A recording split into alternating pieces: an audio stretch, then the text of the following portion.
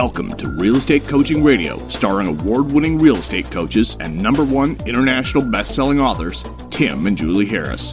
Real Estate Coaching Radio is the nation's #1 daily radio show for realtors who demand authentic, real-time coaching. Get ready for fluff-free, unfiltered, full-strength honesty about what's truly working to get you into action, helping others, and making money now in today's real estate market. Now to our hosts, Tim and Julie Harris. Okay, 3, 2, 1, we are back. It is July the 28th. And first of all, I want to apologize to all of you. I just discovered this morning that the syndication of our podcast was screwed up because we recently switched from Blog Talk Radio over to Podbean. Those of you guys who do podcasting yourselves, you'll understand that that's an easy thing to do on paper, but then you discover that none of the places you syndicate your show to actually, the RSS feed didn't take. So long story short, it's all being fixed now. And I apologize if you've been on iTunes and Stitcher and all the others. I guess it was being syndicated correctly on Spotify, but that was about it. It is being fixed as we speak, so that's good news. Julie, welcome to today's podcast. Yes, thank you. Fresh off of quite a few coaching calls and some interesting things happening out there, but we're going to talk a little bit more about what's happening in the housing market and, of course, get back to our talk about why you are going to take your buyer presentation seriously, what that's all about, and all things buyer this week. That's the theme. So there's 3 parts to today's podcast, like there is every podcast, by the way. We're going to do a quick review on the news, and one article in particular I found for Julie this morning. And actually, before we do that, Julie, the first one is any interesting stories or experiences. Every day when we do this podcast, guys, we normally do it after we've done a mess of coaching calls. So the coaching calls and the agents' experiences from all over the country and all over the U.S. and all over, different price ranges and different market conditions. It puts our minds in the right place to be able to deliver you guys information that is going to be uniformly appropriate for all markets and all states and all different price ranges. So, Julie, anything in particular you experienced from any of your podcasts today? Any takeaways? Any interesting trends that are forming? Well, a few things that we're watching, which is, I call it what's hot and what's not, and really tracking in your own local market, as all of you should be doing, in fact, what is hot and what's not. And I've seen some interesting little trends with neighborhoods, subdivisions, individual houses that should be selling faster based on the entire year's trends, coronavirus or not, and are seeing a little bit of a slowdown. Things in the mid 300s, and we're talking about like normal non-resort market type stuff. Right. That even 2 or 3 weeks ago would have had multiple offers by now, and it doesn't. So here's the big question: is that related to what we see normally this time of year, which is end of summer vacations? Well, give the example. You were telling me right before I hit the record button of a particular coaching client. I was talking to a great gal in Louisiana, and she is absolutely, by all measures, a listing agent and has learned to be a listing agent, carries listing inventory, knows how to prospect. She's got her skills together, okay? And she lists them all big and small. They, pretty good range on what she handles, but a lot of it's normal. I call it normal people housing, right? Just normal subdivisions, good schools, cute houses. 250 or less price range. Well, 250 to 450, I'd say. She's got a lot in the mid-ish threes. She's got several listings that are in the threes that we expected to go right away. Now, one of my common questions is there new construction nearby? Because usually if there is, and the builder's doing subsidized financing, and it's brand new houses, obviously, it can kick the butt of those types of resales. New housing, as a rule, we always have to remind ourselves we have agents of all different experience levels listening. So if you're newer or newish, new housing always kicks the butt of old housing unless the old housing has vastly superior location. Location ultimately is more important than condition or price even. Location is the most important thing. Jules? But if they're equal in location, the new construction wins. Almost always. Yeah. Why? People walk in, it smells good, looks good, you get to choose your colors, it's only yours, it's never been lived in. What's more, it's even more practical than that. I mean, everything is, new. Right? You don't have a big repair new problem. Roof, new electric box, new utilities, new everything. Well, realtors love to sell it because there's no inspection nightmare to look forward to. But not always, though. Not always, but generally. Depending on who the builder is. Yeah, exactly. Note to self, right? So usually when this scenario is at play, the new construction is really killing the resale. Well, in this case, our very smart listing agent, Jen, asked the new construction model rep, what's going on with you guys? Okay, basically the same price range, a little bit higher, but subsidized financing too. And she said, you know what, we've only written 4 contracts in the whole month of July. So here's the takeaway. Yes, there are normal seasonal slowdowns, but not for the entire month of July. So just, breaking this down for the rest of the year, this is the reason Julie and I a month ago at the end of June, basically, we said you need to be plotting out what days you're going to be working for the rest of the year. And we did it for you guys for a few podcasts trying to show you that you effectively, and this was back in June, had maybe 90 to 100 days of working, actual work days left this year, not the 180 that you thought you had. Realistically, you had about 90 working days, and that was a month ago. Why? Because you take out the holidays. So for example, if you go backwards, December, really the last 2 weeks, maybe 3 weeks, maybe the entire month of December is a wash. Then you go back to November, you got Thanksgiving week, and then you go back to October, then you got, Halloween week, which has become a celebration for some particular reason, didn't used to be. And then you keep on going back. August, generally, September, you're going to have kids going back to school. August, the same thing. You have a lot of people that take vacations. So you have all these normal things that happen that create headwinds to basically building momentum. And then there's the weekends, and there's the other things that you personally won't be, you're not going to be working. Maybe you're going on vacation or whatever. So you're effectively looking at 90 days left this year to actually get some significant momentum built going into next year. And why did I get on this tangent, by the way? Well, because market changing puts extra pressure on the fact they have very few days really in comparison left to work. And so is this a normal slowdown? Oh, that's what it was. Or is this the edge of something else? That's what we're watching. So we think, this is Julie and I's theory, right? We think it's too soon to tell. Because we know with, I'd say, over 90% certainty that this time next year we're going to be in a decidedly different housing market. And Julie's about to share with you guys an article to talk about that. But the moral of the story is what you look for is you look for these trends. And if the builder, the builder saying, that they were slow, and at the same time resale was slow, that market very well could be experiencing the first really significant slowdown that's going to carry it into the following year. So Julie and I are expecting fourth quarter, maybe just November and December into next year to feel like a really significantly different market, right? All kinds of reasons why. We're going to touch on it in this article she's about to read. And then we're going to get back to the points we were making yesterday with regards to essentially the most efficient way to work with buyers, right? So we're going to get back and finish out what we started yesterday. But with regards to these natural normal headwinds, you can kind of plan for those. But when you see an aberration like what we're experiencing or what we're seeing in some of your guys' markets, then you need to pay attention and you need to really be thinking, are you positioned for a market that might change quicker than many people are expecting? The housing bust that people say started in 2008 did not start in 2008. It started, we personally remember it starting in 2006.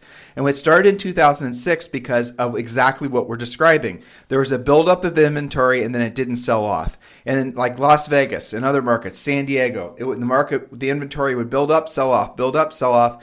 And then, effectively it was almost like it built up and then it didn't sell off and then the market corrected.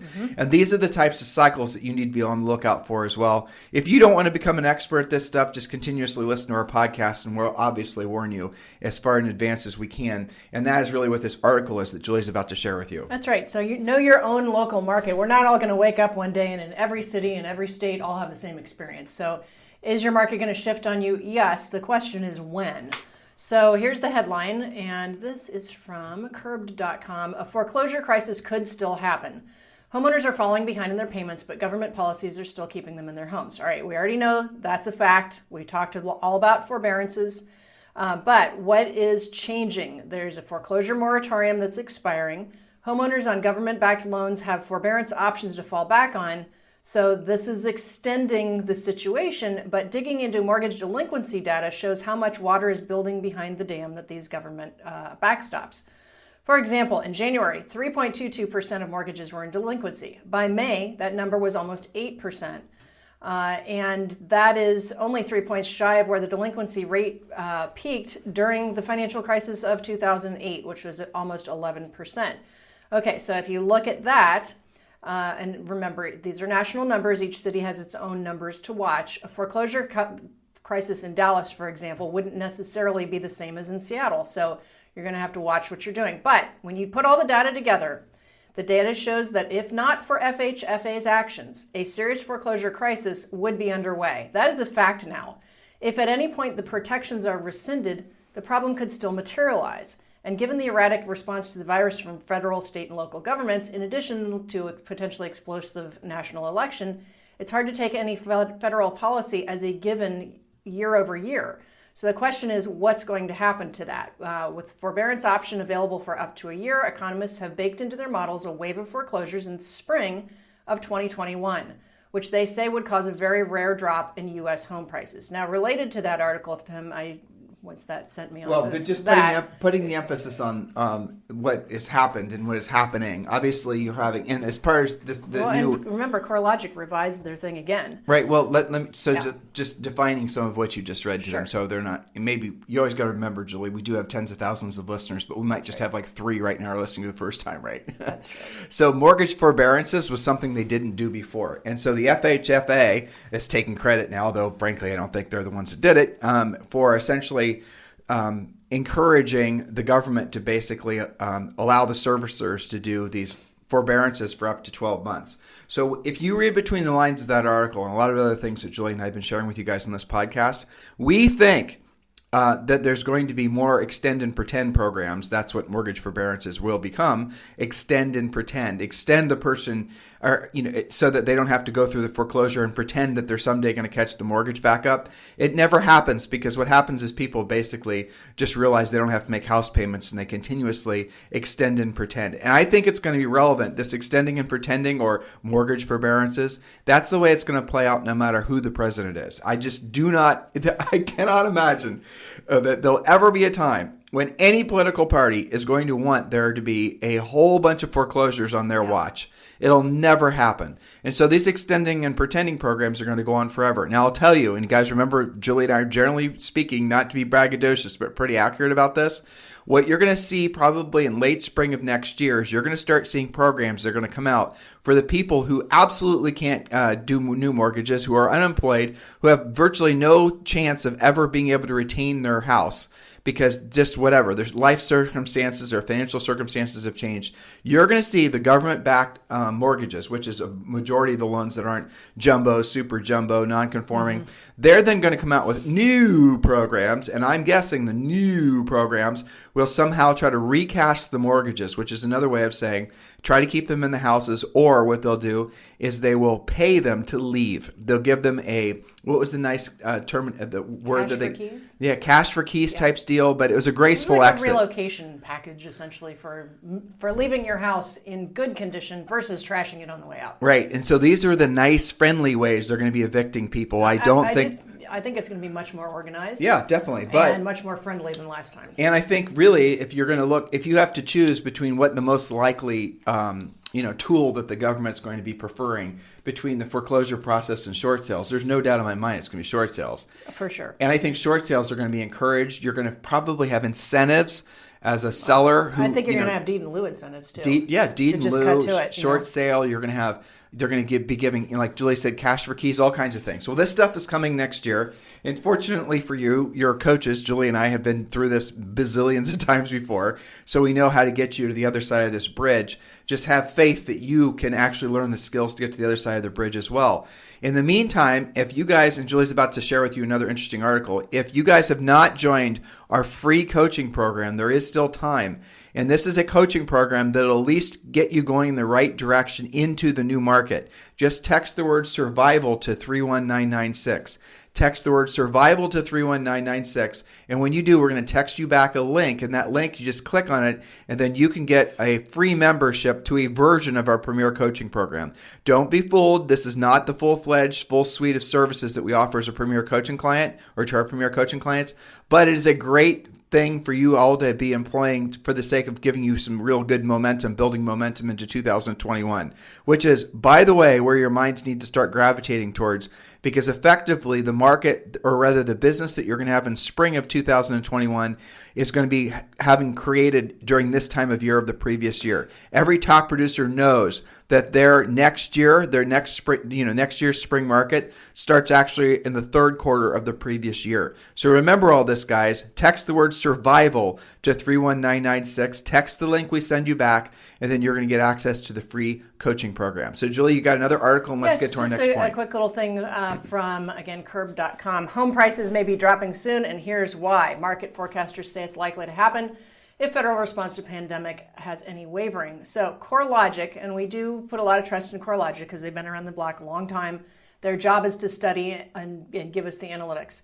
CoreLogic's forecast predicts home prices nationally will have fallen 6.6% year over year by May 2021. Okay, so the exact figures are less important than the explanation behind the drop. To understand why such a late decline is expected, you have to consider how housing markets have been functioning during the crisis, which is exactly what the last article was talking about. So remember, before we were suffering from a massive shortage of homes, and the pre-pandemic economy was doing well. Now we don't have the economy to back that up. So this is what we're watching, guys. And probably it's going to come to a listing near you in the near future. So why do we talk about this? So that you don't get smacked in the face with your market changing. And you've got some leeway to do something about this. So that's, why we brought you our talks about forbearances and PPPs and all the rest. Back in March. And you do have some time, but not as much time as you think. Do remember that things do change instantaneously. They don't have to have... We were talking yesterday, Julie and I go on a 6-mile walk every day. And we were talking yesterday how we feel lucky that we have essentially what we think is going to be 6 or 7 months to prepare all of you guys for this new market. It's not like it's going to just be a big shock like, say, for example, the pandemic was. So you have time to get ready for the new market. You have time to sort of move past your emotional resistance to change, and you can be perfectly positioned. But the time to take action is absolutely now. The easy button is just to get into the free coaching program, and you're also going to be entitled to a free coaching call with one of our new member coaches. Just text the word survival to 31996. All right, Jules, let's get to our next point about buyers. Okay, so we had talked yesterday about where buyers actually come from, and the answer is not buying them. So now we're moving on to, why do you think that agents don't use buyer agency contracts? So by that I mean, getting the loyalty agreement from your buyer, just like you do with sellers. You use listing agreements. You're not allowed to put something in the MLS without it. Maybe that's a reason. There's no MLS rule saying you can't work with a buyer without a contract, so we can start with that. But why don't agents use buyer agency contracts? Well, a lot of them will just use the go-to excuse that, I don't know anybody else who does. Nobody else in my market does it. That doesn't make it okay. But from a coaching standpoint, I'll tell you there's a very simple reason. The definition of closing. So we're talking about closing for a signature, and a lot of these guys will say, I tried it once, I tried it twice, I couldn't get them to sign it. But most likely they're not even going to have ever tried it. They're just going to be relying on Right. somebody else's story, and that somebody else may or may not have been telling the That's truth. right. So here's the big difference between listing contracts and buyer contracts. Closing, i.e. asking for the signature on an agreement, closing, the act of closing, is a logical ending to a great presentation, okay? So if you're trying to close somebody without having any level of presentation whatsoever, of course you're going to get resistance. Of course you are. They're going to have objections. They're not going to be comfortable. They're going to ask you, all kinds of things that make you uncomfortable, so you won't do it again. So closing is a logical ending to a great presentation. Do a buyer presentation, you can logically close and get that signature, which is exactly what we teach in Premier Coaching. So in our coaching program and Premier Coaching Program, we do have a listing presentation. Everything you possibly need to become a powerful listing agent. It's the same listing presentation that's used in all markets, all market conditions, all price ranges. Rob Johnson uses his version of it in Greenwich, Connecticut, listing $10 million houses. And we have people down in rural Kentucky using it for $80,000 houses. The system works, period. We also have the same similar system on the buyer side, though truthfully, the buyer presentation is much simpler, because on the buyer transaction, or the buyer presentation rather, you can tell my mind's always on the listing side of the equation. Yes. That you don't have to, the buyer is not paying your commission. You don't have as many normal objections. The buyer's generally speaking just wanting you to make a commitment to them, and you a commitment, and asking for the same thing in return. Now, I'll tell you the real bottom line why you want to use buyer, and not just the agency forms that all states require stating who you work for, but an actual contract stating that buyer is going to work exclusively with you. The real reason you want to do it is because it's going to weed out the time wasters. Mm-hmm. And it'll also weed out the people that are going to two-time you. In other words, they're working with you and they're working with another agent at the same time. And I'm going to share with you guys a story. This happened. It was our second year in the business. We used to work with a fair amount of relo business. And through just connections, we ended up with this great relo client that was going to spend like $600,000. And so we were showing him and his wife and his kids. And it was me actually was showing him I properties. remember these people. I know the exact story that you're going into. Because it was so damn annoying. Oh, it was painful.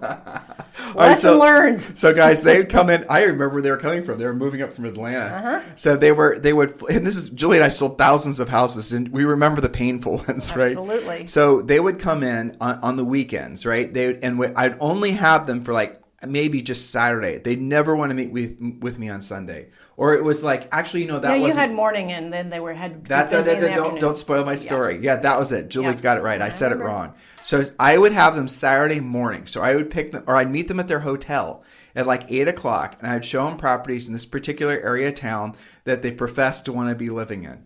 Okay, so that I would do that, and I'd buy them lunch. So after we got done driving around, I'd buy them lunch. And this happened, like maybe 2 or 3 weekends in a row. How many houses can you show in that time? And these properties were, decent size. So it was what it was. And okay, good. I'm going to sell a $600,000 house. I got to, buy these people some lunch. It was okay. I'll make it work. And so one time, the last time, I dropped them off at the hotel. And I was in the car making calls or I don't even know what. And I was watching in my mirror. I just glanced up. And I glanced up quick enough to see that another agent who I knew was just parking his car and walking out of his car into the hotel. And I thought, well, okay, whatever. I mean, this might be some sort of, torrid tryst this guy's doing on a Saturday afternoon. I don't know.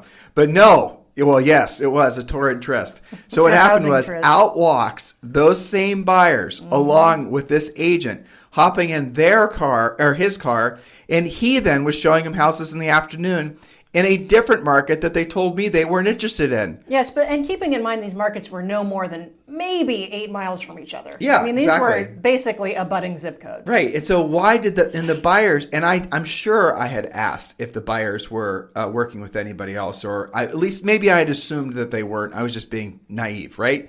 I was assuming that, these people were going to be loyal to me. After all, I was buying them lunch. Well, relocating executives spending $600,000 in a market like Columbus, Ohio, seems like they would have been legit and know what the drill was. That's right. Nice, normal people, and we were having a good old time, and they were really, whatever. It was all the right buying signals. My buyer spidey senses maybe weren't as honed as they should have been, but there you go. So you guys heard the whole thing. They were actually working with at least me and another agent, maybe even a third agent that, I didn't know about.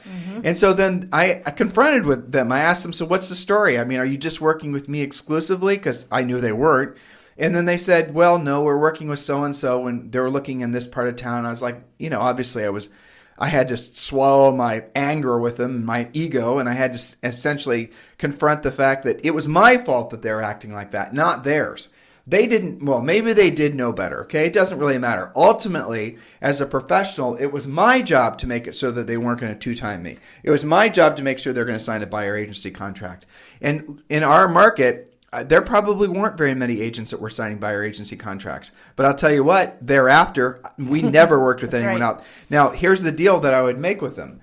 Of course, we would meet with them. And, this is when Julie and I were in our early 20s. And, we sold over 100 houses our first year and between 100 and 200 houses every year thereafter. And so sometimes you'd get a buyer that was uncomfortable signing a buyer agency contract.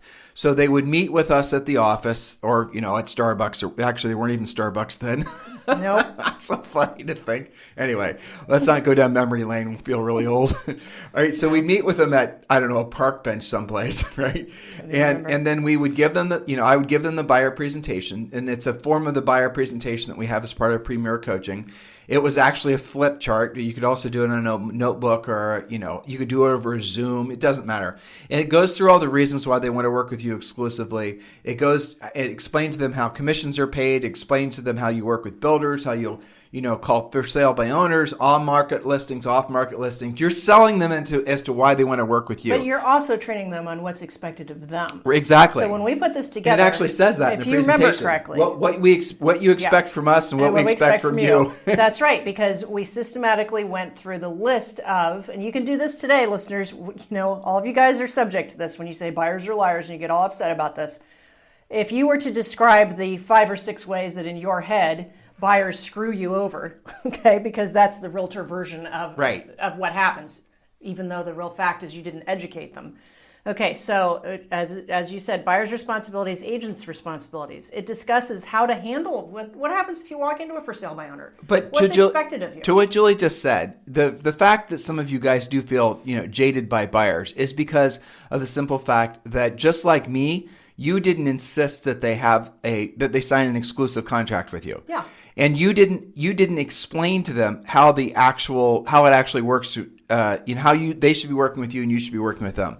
They didn't know that you can represent them on builders. And yes, I had that happen too. We lost deals to people walking into build. Well, okay, that was dumb. I should have explained to them I can work. And then how about the FSBOs that end up working with your buyers after same thing. Houses? It was in our presentation that we created, this product Premier Coaching, it goes through all the different scenarios you could possibly imagine that a buyer might be confronted with when looking for a house, and always circling back to the reason why they want to be working exclusively with me. Yes, we work with builders. Yes, we can sell you land. Yes, we can help you find a custom builder. Yes, we can help you, anything and everything you could possibly imagine is covered in that buyer presentation. And then the end result, as to Julie's earlier point, after a good presentation is just getting the paperwork out of the way and signing the contracts. Now, when I got at the occasional person, and then eventually we trained our agents to do this as well. If you got the occasion, and the third thing we'd have them sign the state agency form, the buyer agency contract, and a sample buyer net sheet. Okay, those three things. Mm-hmm. And then occasionally they'd be maybe having worked with a previous agent and weren't really that comfortable signing an exclusive agreement with us. And so they wanted a little bit of a breathing room before they were asked to basically, commit. And that's fine. So we would take them out one time, and we're going to get to our scripts here on how to basically make it so buyers buy within 3 trips or less. We're getting to that, not today probably. And so then we would take them out one time, but after that, they knew the expectation was they were going to have to make an exclusive agreement with us. Yes. And they did. And if they didn't, that probably means they weren't serious anyway. Right? That's so right. What the contract is, it's not using a buyer agency contract is akin to not having a seller sign a listing contract and then you go spend all your money and time getting the property sold. All the while, there's no contractual reason why that seller would ever pay you once the property sells. You'd never do that. You never would. It's actually No. You can't. It's illegal. Yeah. It's actually You're not illegal. allowed to. Yeah, you're not allowed to. Yeah. But on buyer agency contracts, well, so then ultimately, what's culturally wrong in a lot of agents' minds about actually asking for buyer agency contracts to be signed is because you don't know how to, and this is bottom line words, sell them into working with you exclusively. That's it. And once you have a presentation, know how to say it, it's simple, easy stuff, you'll see that they'll be grateful because you answered a lot of questions that they had. And at the end of the day, you're also going to solve a lot of the problems that they didn't know what might come up during the transaction. You're going to, part of the buyer presentation is telling them how you're going to help them with the financing and help them through the inspections. You talk about the process. And right. You know what else is weird I've heard about several times in the past week? Agents have become, and maybe this is a new agent thing, but agents have become really weird about asking for earnest money or talking about earnest money. I find that very odd because that's kind of a bubbling up. Well, earnest money is talked about. That's expected as part of the process. There's been buyers, we used to get this occasionally, where because nobody had educated them, they thought they were supposed to have the home inspection and then write a contract. They don't know what the process is. And, this is not just a new buyer issue. Sometimes culturally, if they're moving, like somebody that has a certain standard of practice, that they did 3 deals in Manhattan and this is how it went, and you got possession at closing and that's it, and they move to Iowa where maybe you get 2 weeks for free if you're a seller. Right, exactly. Culturally, they don't have to be from Mars or from out of the country to have cultural differences. It's your job to educate them. And maybe the guy that we feel, our story that, he screwed us by working with us in the morning and somebody else in the afternoon. Well, maybe he knew he was doing that and maybe he didn't. Maybe where he came from, that was something they did last time around. You never get to the bottom of this if you don't sit them down and have a presentation and talk to them about what are your questions, what are your goals, what's the process, what was your previous experience. Well, let's get to that on another show, but there is a very specific, very tight process. A lot of you guys, what you do is you wait for the buyers to send you listings through the MLS or wherever else they found them, and you guys know half the time the information's wrong. So there's a very specific buyer presentation. Now, we have the buyer presentation that's explaining them why they need to sign the buyer agency contract with you. And then there's the buyer presentation, which amounts to 3 distinct scripts or conversation outlines. And the first one is we're not going to do these today, but it's the 3 times out script. It's the floor model script. And those are really the two big ones. And then once you know those scripts, what you're going to discover is that you'll be able to sell houses to buyers within 3 trips or less. And you're not going to give them too much information to think about. And you are going to give them permission to actually buy on the first trip once you take them out. But this is a process that you guys are going to learn. And we're going to do an overview of these on the upcoming podcast. So make sure you guys listen. I think we've given them enough information. Yeah, well, I mean, it comes down to why is it that you treat buyers with, assumptions where you would never do that with a listing? You know what we need to do tomorrow is we need to get into the buyer pre-qual script. That's what we need to do. So let's make sure we do that tomorrow. Yep. Yeah. And so the buyer pre-qual script. That's another thing they don't do. Yeah, exactly. But the buyer pre-qual script is essentially that's the whole that whole covers ball wax. It definitely covers your butt on most things. And if you're not going through a buyer pre-qual script, and let's just actually read it to them on the podcast tomorrow, and that's going to solve virtually all your problems. You're going to find out if they're working with someone else. You're going to find out how long they've been looking, if they've seen anything they've liked, why they didn't make an offer, or did they make an offer and what they liked. Which home in the neighborhood do you plan on selling? Exactly. I mean, all these questions. So that's going to be tomorrow's show. Hey guys, listen, thank you for continuing to make this the number one listened to daily podcast for real estate agents in the nation, except for the past 6 days when the show hasn't been being syndicated. But we'll be back. Yes. And thanks for making Harris Rules the number one. Well, I don't know if it's number one. It's hard for me to tell, but it's certainly one of the top selling real estate books for real estate agents of all time. It's for sale at Barnes & Noble, Amazon, Target, Walmart, where else? Yeah, everywhere basically. We've seen it at airports. And if you guys are interested in joining Julie and I at our EXP team, if that's something that you are ready for, I encourage you. Actually, you can just go ahead and text the letters. Just text EXP to 31996. EXP to 31996. And when you do, we're going to text you back a 9-minute video.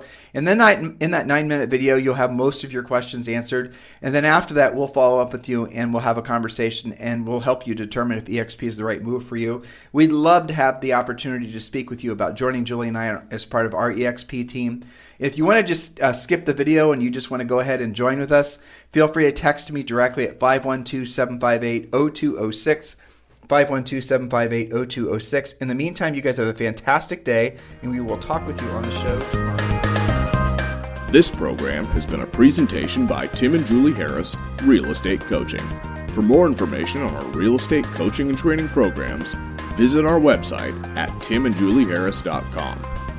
Remember to tune in weekdays at noon for upcoming shows, and until next time, thank you for listening to Real Estate Coaching Radio with Tim and Julie Harris. This podcast is a part of the C-Suite Radio Network. For more top business podcasts, visit c-suiteradio.com.